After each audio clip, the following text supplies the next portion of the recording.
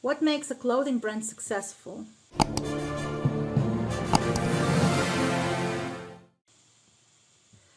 I'd say profit.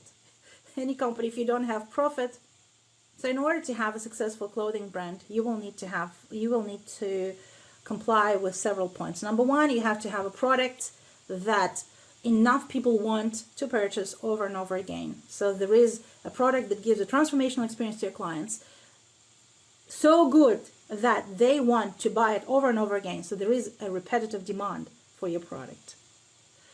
You have to have a product that you can sell at COPL times 5, cost of production landed times 5 in retail.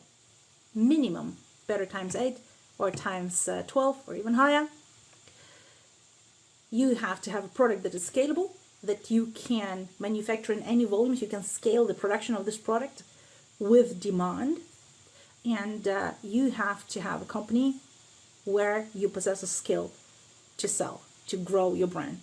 So you have to be able to do it yourself, or you have to know how to hire people who can do that.